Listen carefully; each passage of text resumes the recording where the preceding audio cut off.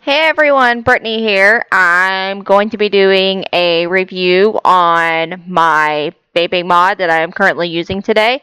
So this is the Aegis Legend, and this is the 200 watt mod. So here's the mod right here, and then this is the box that it usually comes in right here. So this is what you're looking for if you're interested in it. So this mod, you can buy it online for around $50, maybe a little bit less, depending on where you're looking. I believe I spent $70, maybe $80 in store, and it was just the mod. It didn't come with the tank. I really love this mod. It is very, very durable.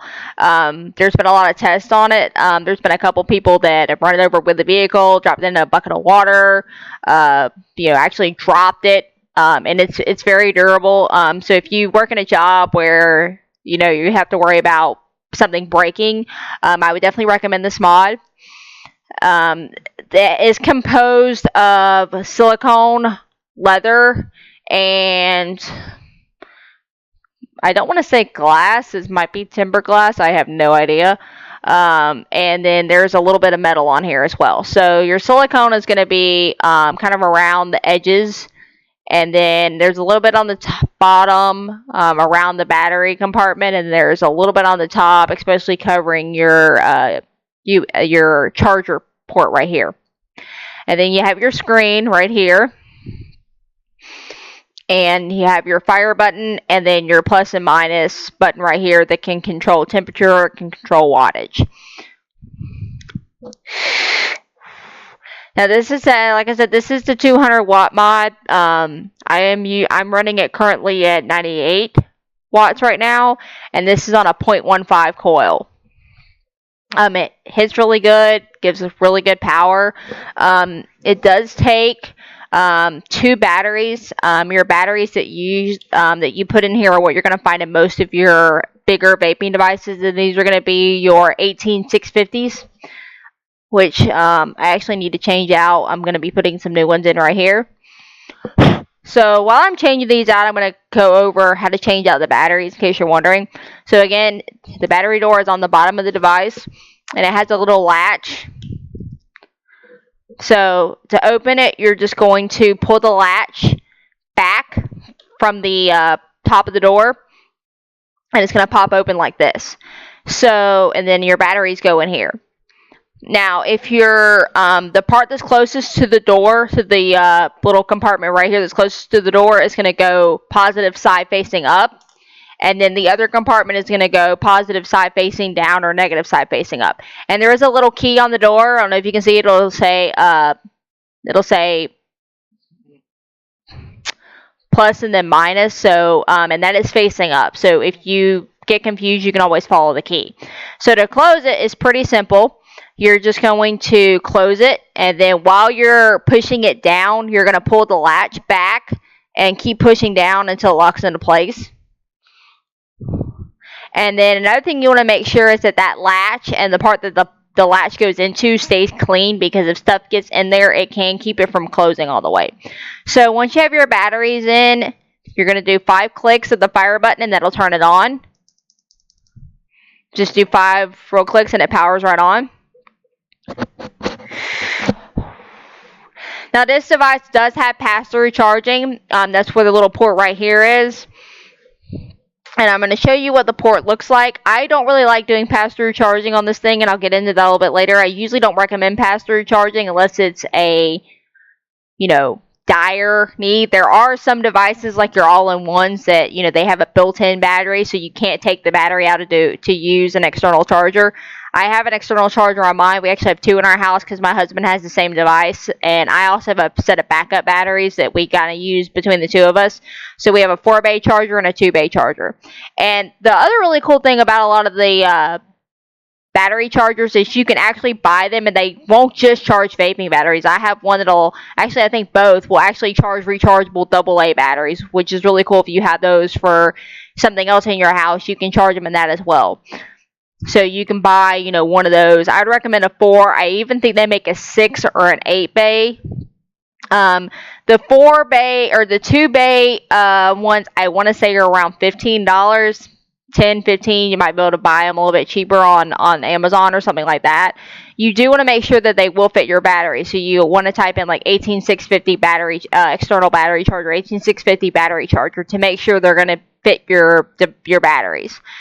And the 4-bay chargers, I think mine was $25 or $30, and that was in store. Again, you might be able to find them cheaper online. So I'm going to go over the charging if you do want to do an external charger. So this device, in the box, there will be a charging cord, and I have it right here next to me.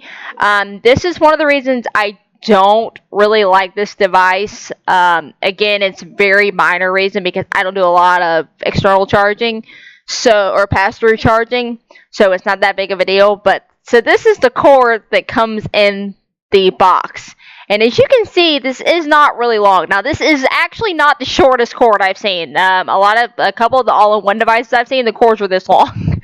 And so if you're wanting to try to charge this, maybe while you're driving, because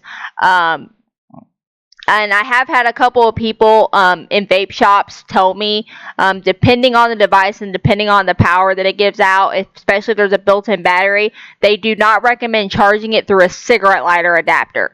So if you have a cigarette lighter adapter in your car, I'm not saying not to use it, but it's not necessarily recommended. Now, if you have a USB port in your car, that's usually fine. Or if you have you're just using a regular AC adapter that goes into into an outlet or something, that's perfectly fine. So this does take a micro USB port right here, and this is going to plug into the little slot on the top of your tank, and it goes in here. So you just lift this and you swivel it out, and it goes in here. This is the other thing that I don't really like. Now, if this was a normal, regular device, I wouldn't care about the length of the cord, because most of people have many of these cords laying around at various lengths. You can buy them on Amazon, or you can go to Walmart. You can buy 6 feet, 12 feet cords. You can buy extenders. But here's the problem. Because of the durability of this device, there is a limitation of what cord will fit in here because of how small this little port is. I'm going to hold it up and see if you can see it a little bit better. That is really small. So one day I went through all of my cords, and I probably had about 5 or 6 micro USB cords, and only one of them other than this one fit, and it wasn't that much longer. So that is the other issue I have, is because of the limitability of the size of this port, not many of your micro USB cords are going to fit into here. So if you can find a longer one that fits in here, good for you. So what I would recommend doing is, if you do want to find a longer cord, I wouldn't just go to wherever that sells a micro USB cord that you're going to buy one and just buy a random one, because it might not fit. So what I would recommend is take this cord with you when you go and try and measure it, and try and find one that is as close as you can to this size. And when I mean the size, I mean the width of this part right here, because that's the part that has to go into the charger port. So all you do is, now the skinny part of the charger, so this part right here, usually where your little usually where the little label is on top, that part goes in the front facing the screen. So it goes in here and it clicks in like this, then you can plug it in. So if you can find a longer charger, or if you have a USB extension cord, that's great too, that'll help. But again, I don't usually do too much charging through the cord, so it doesn't really affect me that much. But again, you can. So that is pretty much my review on the Aegis Legend. I will say this thing can get a little heavy. It does take 2 batteries, and there is a little bit of a weight to it once you get the tank and everything on there as well. If you are looking for something with this durability, but not as heavy and not as big, they do make an Aegis Mini. It's by the same company. It's just smaller than this. It does have the same durability, the same material and everything. The only difference is it takes 1 battery instead of 2.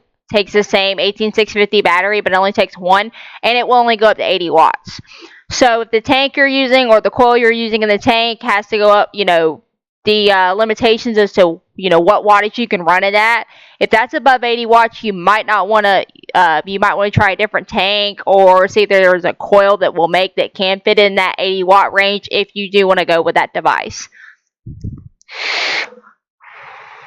So again, thank you for watching this video. If you have any questions or comments, you can place them below. And my next video, I'm actually going to be doing a review on my tank.